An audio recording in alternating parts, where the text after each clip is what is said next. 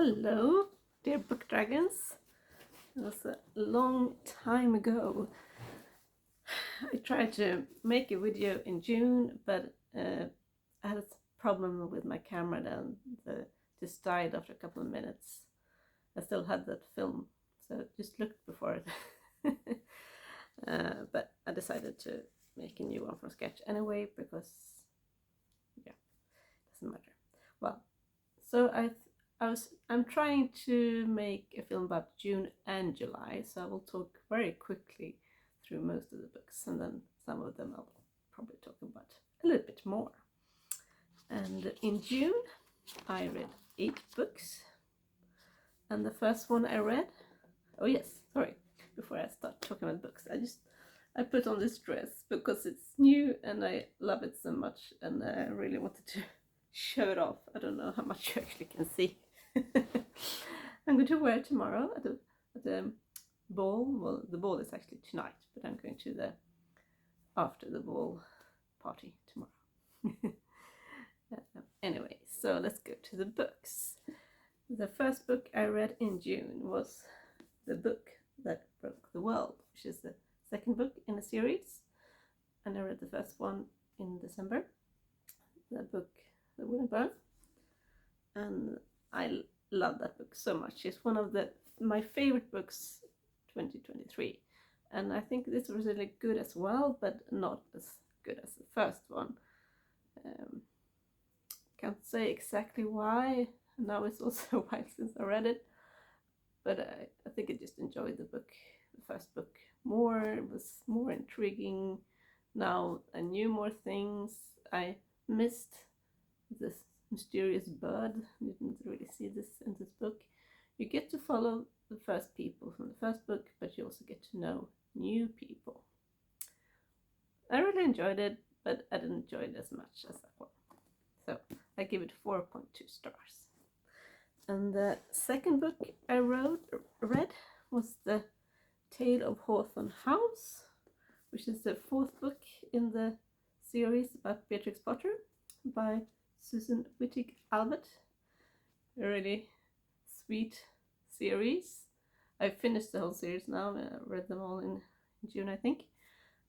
I think this one is probably the one I like least because there's one of the men in the little village he is a nice, good man, but he's really annoying in this book. He really doesn't want his sister to marry the man she loves because he was married before to a horrible woman, and so nothing of this man's fault.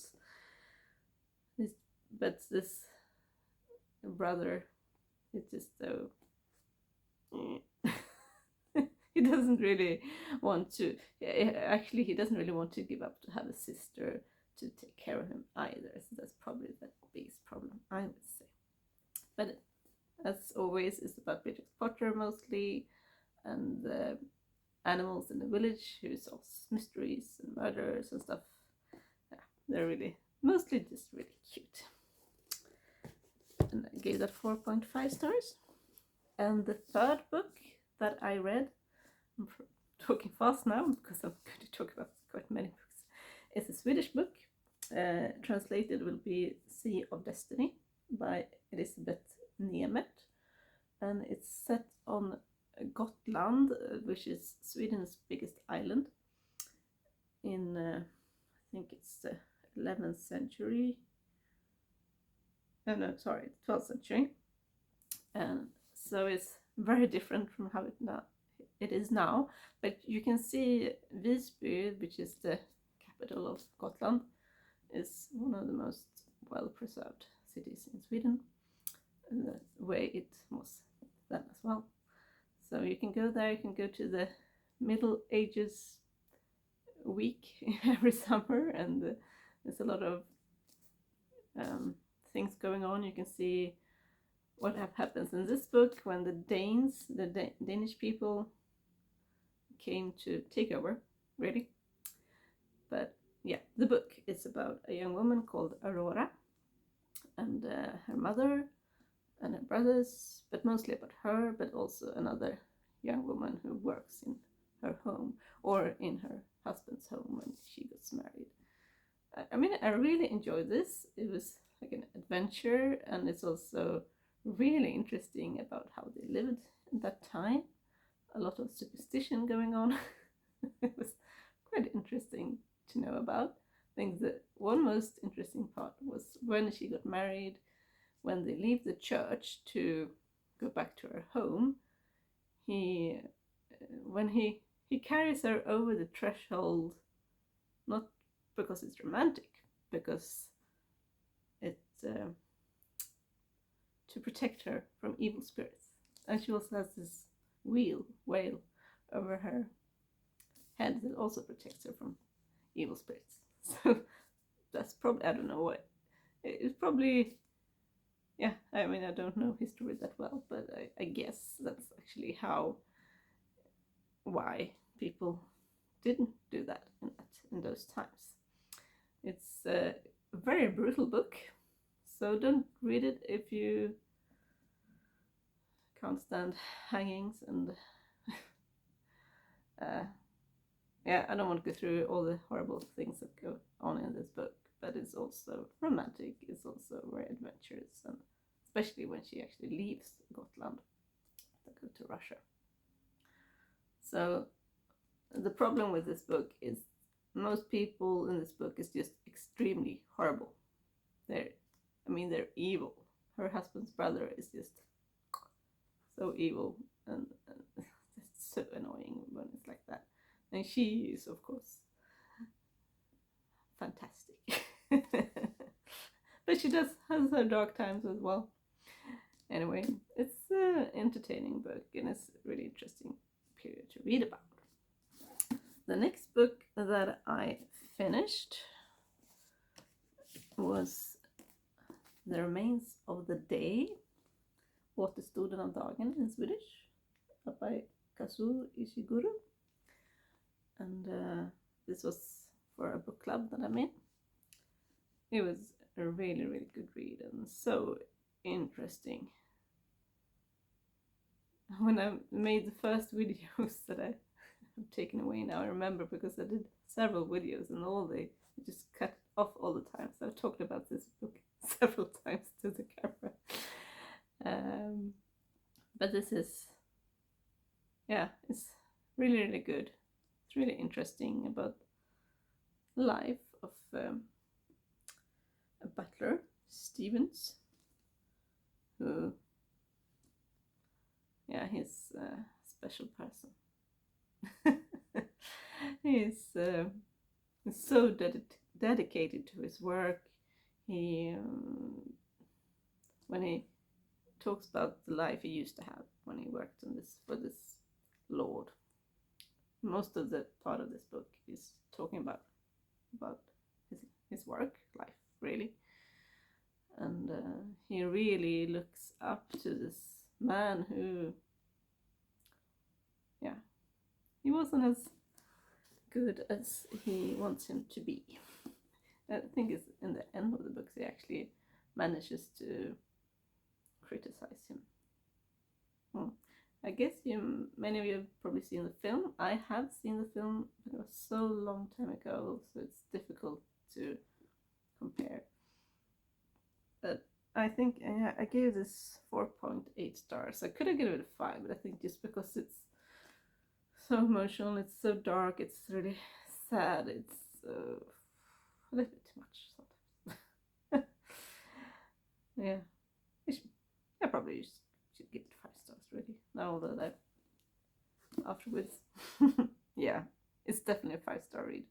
Read it, but you will. But be warned, it's really sad. Mostly about his father. His relationship to his father is really devastating, I would say. Yeah, so that was that. Remains of the Day. And then I read The Tale of Briar Bank and The Tale of Appleback Orchard, which I don't have here, which is the book 5 and 6, I think, in the Beatrix Potter series, which I enjoyed even more than the books before. So yeah, those are really sweet. If you want a sweet mystery and interesting about Beatrix Potter's life and the life in Lake District. Read them, and the last books are even more fantasy-like because there's actually a dragon involved. Maybe it's earlier. I think it's from the book. I'm not really sure anymore. But yeah, they're really sweet. And then I read the 7th book, The Tale of Oak Crag. I finished that, but before I finished the last book, because I've been listening to a book called The Sisters, but I listened to it in Swedish, Systrarna, by Jonas Hassan Khemiri.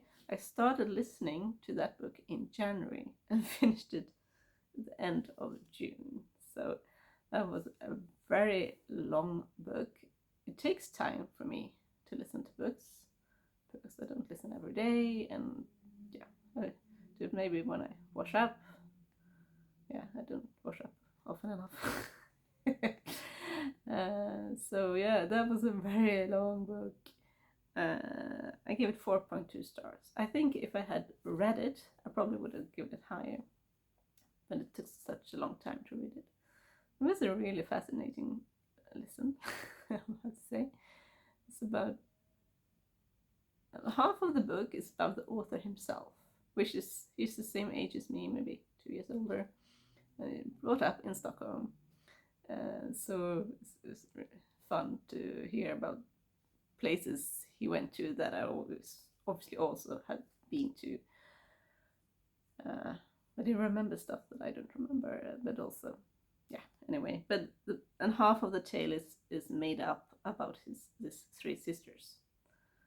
And of course, I don't know if the things about himself is made up or not. I don't know. It's kind of confusing. So it felt like I was wondering, are these 3 sisters for real, or has he made them up? But they are made up. They felt very real, and they, just like him, has this Swedish Moroccan family mix, and so he wants to be with them because they will understand him, because the same kind of, well, I know they're not even Swedish Moroccan, I think they're Finnish Moroccan, but they've grown up in Stockholm, in Sweden. And so it's a lot about them and their really sad life, really. Had a horrible upbringing with a mom with a lot of problems, and missing father. No, he died. Yeah. And Jonas' life is really sad too, really, about, well, he has a father, but it's very strange. A very, very strange family, mostly his father. And it's actually his brother, who is an actor who has read up the book. So he listened to his brother reading the book about his life.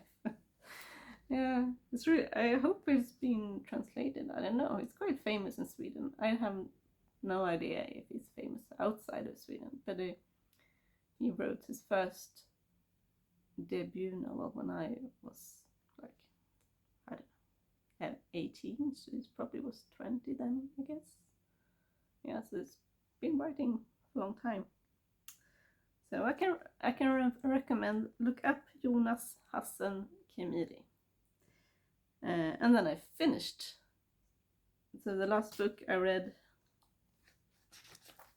oh sorry, that was the last book I finished in June. Yes. So which means that from January to June, I've read 52 books. So I'm very happy with that. Not that it is a competition. Never. But in July, I actually read 14 books. I had a holiday, and I think also I probably was sick.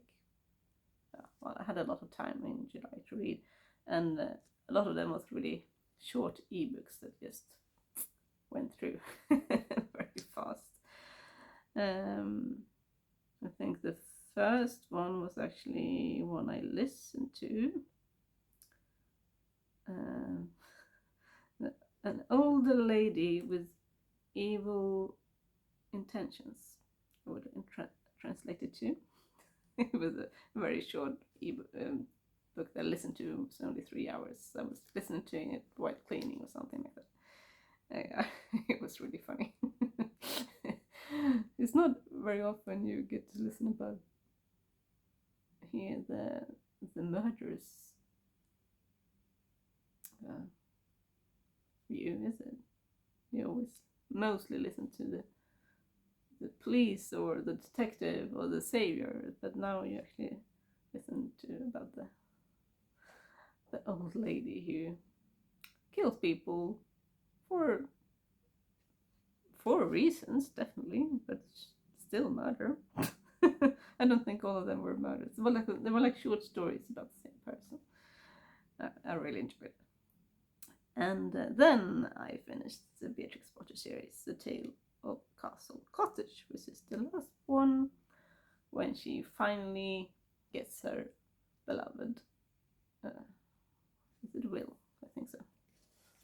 No, doesn't matter, but it takes 8 books for Beatrix to get together with her beloved man anyway. Which is, yeah, good. Slow romance.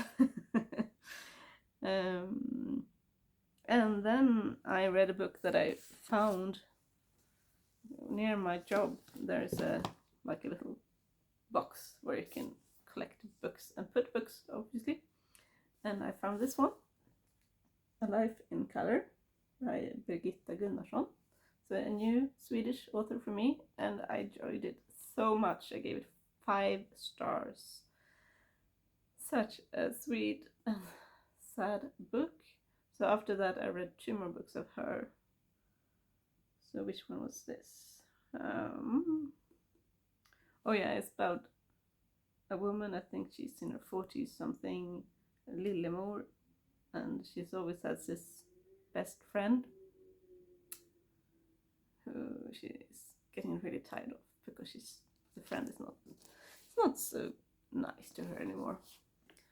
And they're supposed to go to this spa somewhere in Sweden with a couple of friends, and she managed to take the wrong train and decides to just continue on to Gothenburg instead of going to this spa.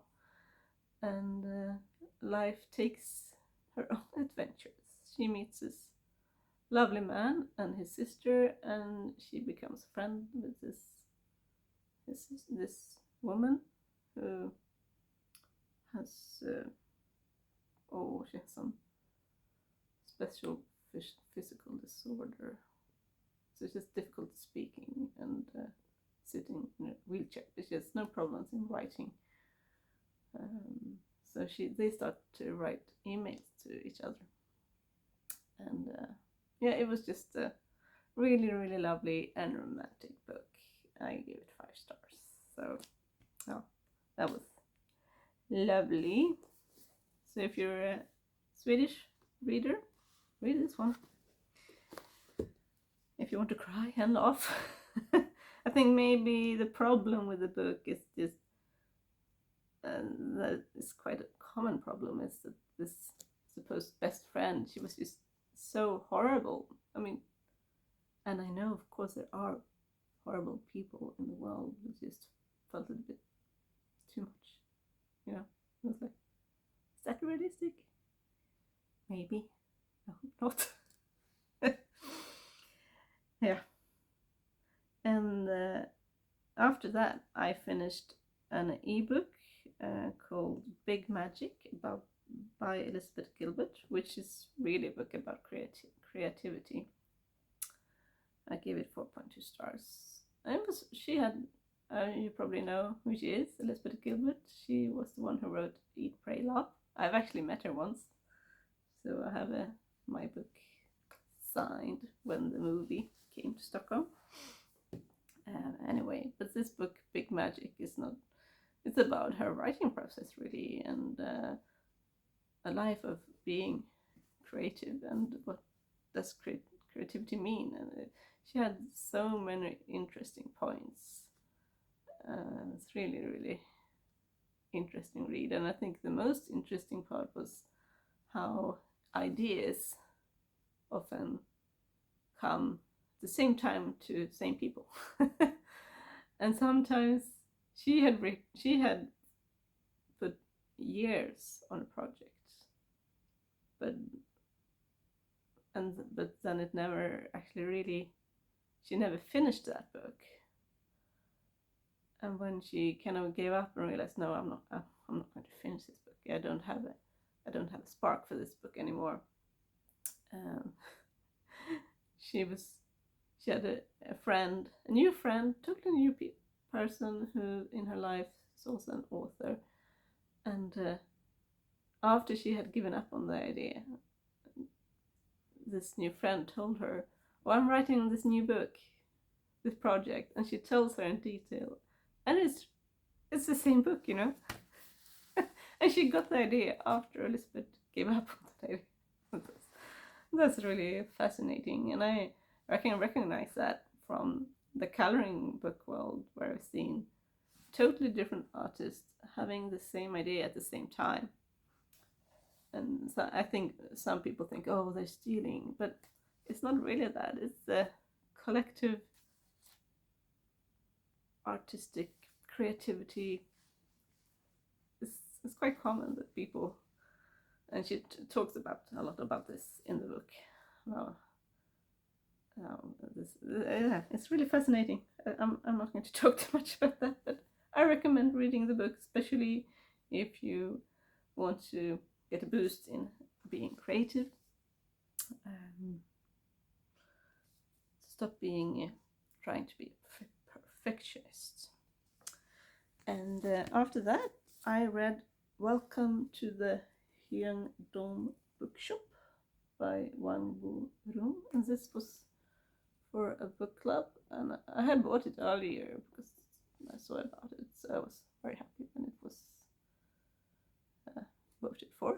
I really enjoyed this book. I gave it 4.2 stars, and I also found it quite confusing because all these names, all these Korean names, if I remember, was so totally new for me. So, and some of them were quite similar. So I was like, who was that? Was that person, or was it that person? And but I think it was two names were very similar, and for me, I couldn't really feel if this was a female or a male on the name. Or you couldn't see, I mean. So, which made it a bit confusing. It's also a quite sad book, because it's not a cozy bookshop book. Well, it is, but it's also about being burnt out and getting back to want to work again. And maybe why I also felt a little bit dreary, because the woman who built this bookshop, she's quite always thinking about how can I make it work? What do I need to do more so I can survive? Which of course is important, but it made it quite stressful a bit. But a lot of interesting points about work life and why do we work, and should we work with things we like or things we're good at, which also was quite confusing for me. So why would that have to be different things? I mean, you get good at things you like, hopefully. At least if you practice the things you like. So it depends on what it is, of course. But it was interesting. It was interesting. But not as cozy as I thought it would be. But it was cozy as well. Anyway, I'm rambling on. And after that, I read another book by Birgitta Gunnarsson, the one I showed you earlier, because I liked it so much that I read it as an ebook, As Long as the Heart Can Beat, or something like that.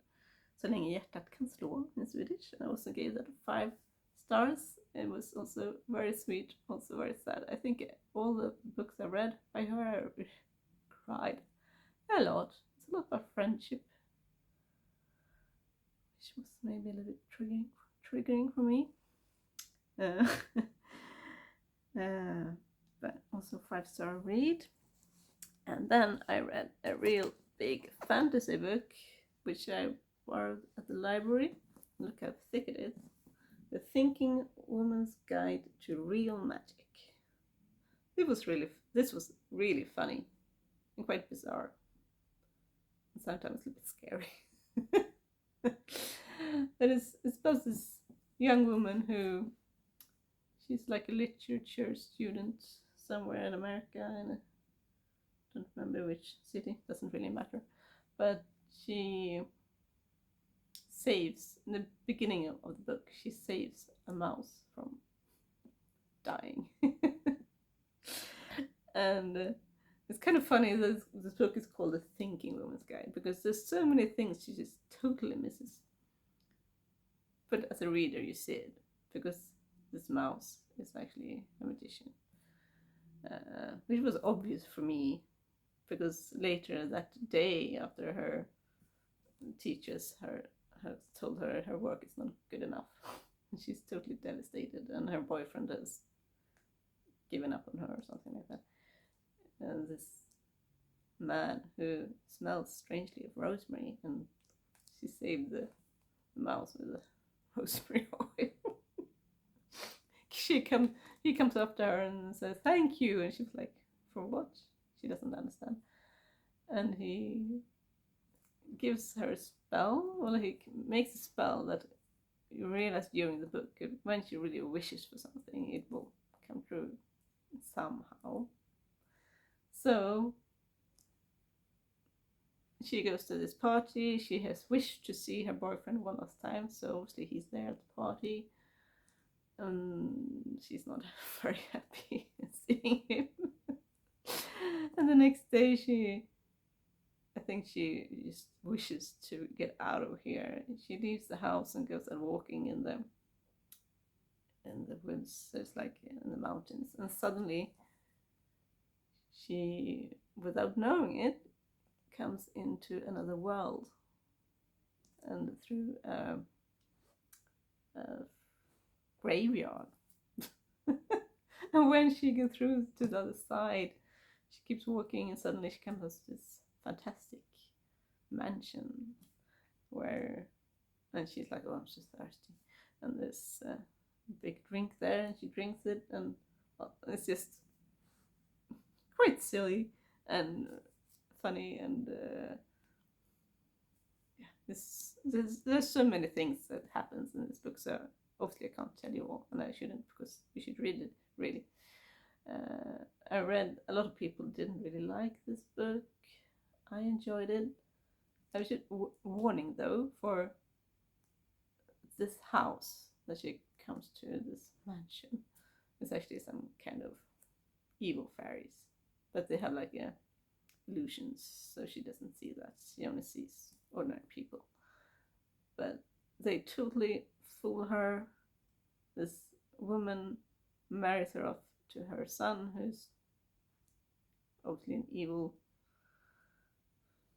fairy kind person, and she becomes pregnant with this weird person. So yeah, if you don't want to read about abuse and being fooled, don't read it. So yeah,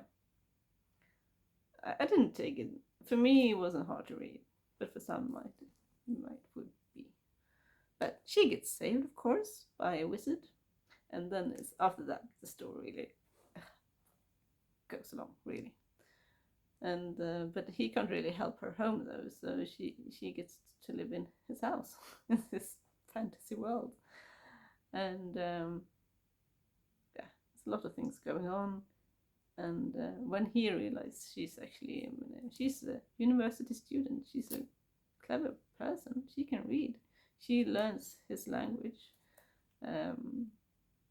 With the fairies, she learned the language because through magic somehow. And yeah, so a lot about their relationship really. He's several hundred years old, and she learns magic from him.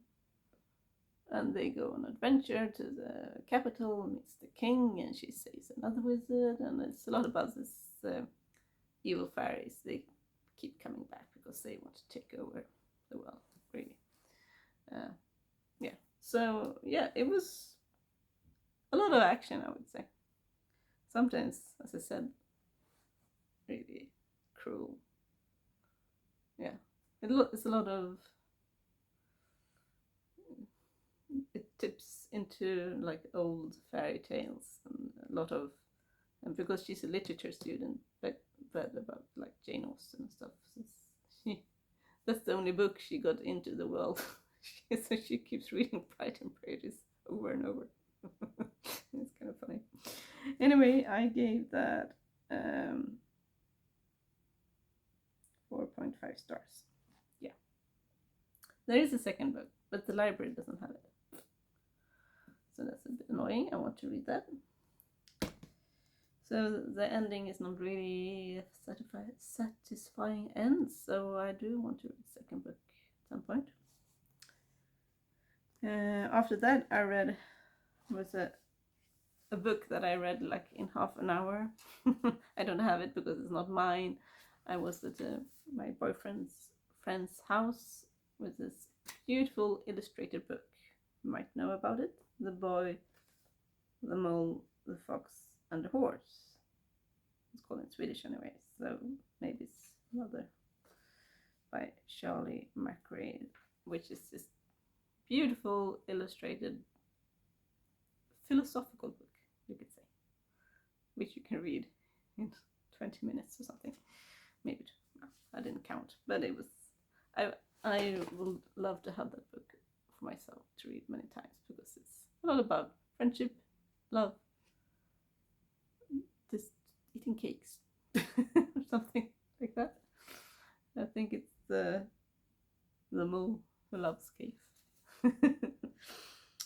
And yeah, and then I read another book by Birgitta Gunnarsson, På samma strand on the same beach, about a woman who goes to Italy to, was it to find her father? I'm not really sure. But I really, really liked it. I give it 4.6 stars. There's also a love story, obviously. And after that, I read one of the best books I read this summer, I must say, by a Swedish English author. Well, she is English, Ruth Kvarnström Jones, but she lives in Sweden. She's always been obsessed by Sweden, obviously, apparently. And it wasn't the first book, but the first in a new series, The Phenomenal Women at Grand Hotel. And this is set in the beginning of 1920s, I think, or 1900s. I'm not really sure. I do really want to buy this book because I want to read it again, and it's really pretty. I read it as an ebook, and it's very popular in Sweden right now.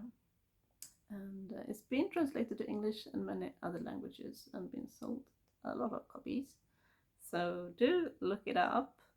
Look up Ruth Kvarnström Jones, The Phenomenal Women of Grand Hotel. Something like that, I guess. The fenomenala fruntimren på Grand Hotel in Swedish. And it's just a really good book about several women, but one woman who lived for real.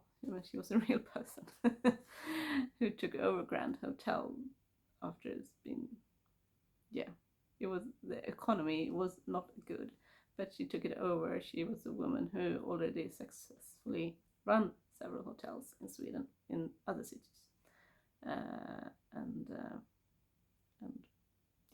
she was given the chance to make Grand Hotel work, and it was just a really fascinating read. And you get to follow her, you get to follow a young lady who comes from one of the other hotels who wants to move to Stockholm and do more. You get to follow another young woman who's already working there. but actually it's daughter to the Swedish king. She doesn't know this, obviously, and she doesn't know her mother actually lives at the hotel, because her mother was or is the queen's lady in waiting. So for those reasons, she couldn't keep her daughter, and she was brought up in another family who didn't treat her well. Well, she had stuff, but she was never felt loved, really. So yeah, it's about these several other women as well, and also about some men also working there. One of them really, really horrible. I can really see this as a TV series, and because I live in Stockholm and I've gone past Grand Hotel many times, and I've been in once singing. You really see everything going on in your head. You can see when you go past the old town and the castle, and I can really see this being made into a TV series. And so I'm really interested to read the next book that will come this autumn, which will be about some of the young women working at the hotel, who used to work at the hotel but now works at the Nordiska Kompani, the Nordic company, which also still is one of the poshest big shops in Stockholm. So yeah, that was one of the most interesting reads I had this summer. And then I read a totally different kind of book. This is How You Lose the Time War by Amal El-Mohtar and Max Gladstone. So I think they can have written every second chapter or something like that. It's like a sci-fi time book.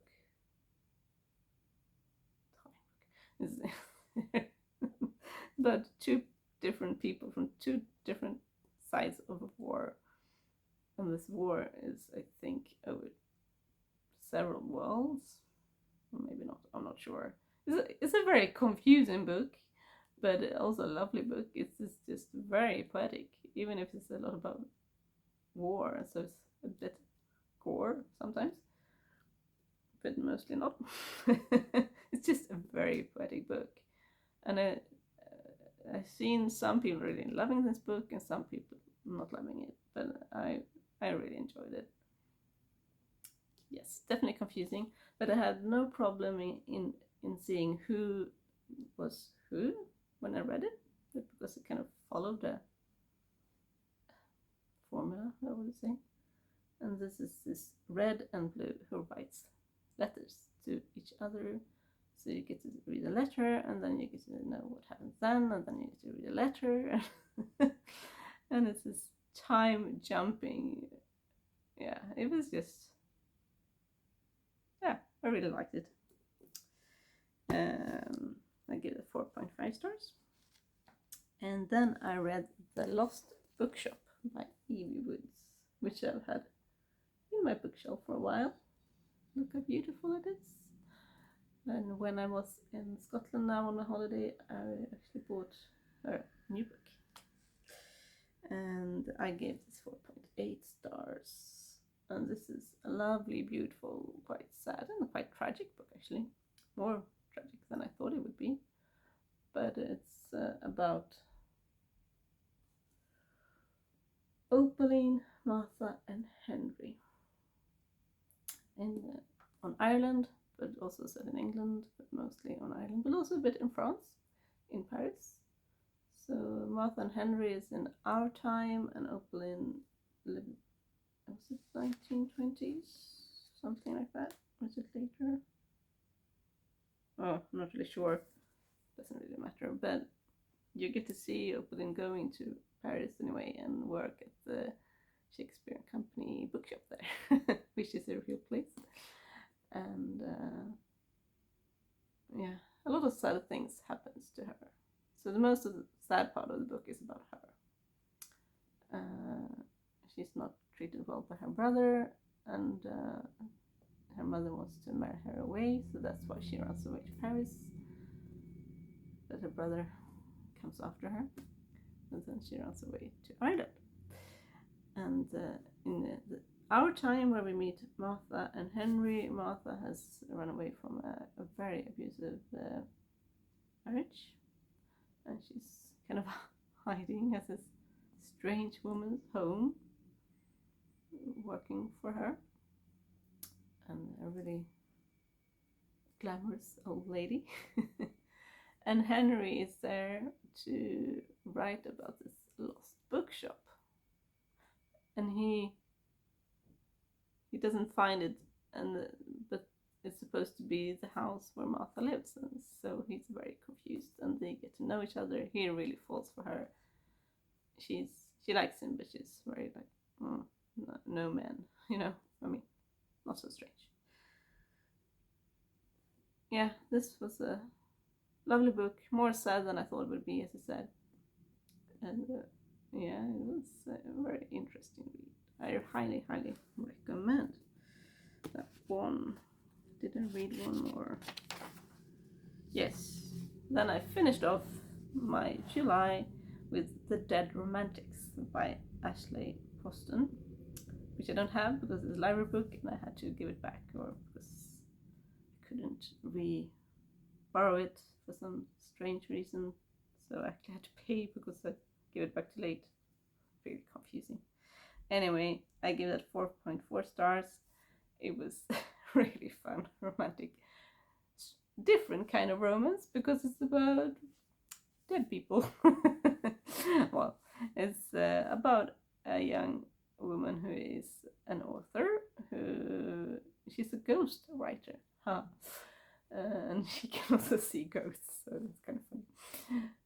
So book starts with that her old what's it called? The people who work with the books, not the actual person she's writing for, but it doesn't matter. She gets to meet this new man who's working there with the books, and she really likes him, but he's also really annoying, I think. And yeah, she only meets him once, and then she goes up partying with a friend. She sees her ex, and which was a horrible person, so she leaves the party, and then this man from the book place is suddenly there, and she's like, kiss me. She's really drunk. And he does, and they have a really good kiss, but then her friend comes and collects her. Anyway, then very sadly her father dies, so she has to go back home to this small town where she grew up, which is a really funny, strange place. They have a dog who's their mayor. I mean, that's really weird. But it was so funny, and it's so sweet, and it's sad, and because she can see ghosts, she ran away from that town because she helped this young dead person when she was a teenager to solve his murder, and a lot of people in that town thought she was crazy and a lot of stuff. So she just left and went to New York to become an author. And the ex that I've talked about, he kind of stole her story. When she actually told him I can see ghosts, he just laughed at her. So she kind of said, oh, I'm just joking. But then she tells him her story anyway, as it is a story. And he steals her story. So, yeah. Anyway, the man whom she met with books suddenly arrives. And he's dead. And he doesn't understand that he's dead, obviously. But they really fall for each other, and they think he arrives in this small town because he's like, he has unfinished business with her because she hasn't finished the book she was supposed to write, because she's been so sad about this stupid ex, and now she can't do it because her father is dead. Anyway, it was just a kind of different romance. romance with a ghost. And I saw some things coming that I was like, I don't want to say what it was because I would be spoiling, but I was very satisfied when I realized I was right. I won't say any more than that. I mean, sometimes some books you really see what's going to happen, but it doesn't really matter. For me, it can just be more satisfying. Oh, I knew what was going to go on. I feel smart. But sometimes it's too much. But yeah, I really enjoyed this book.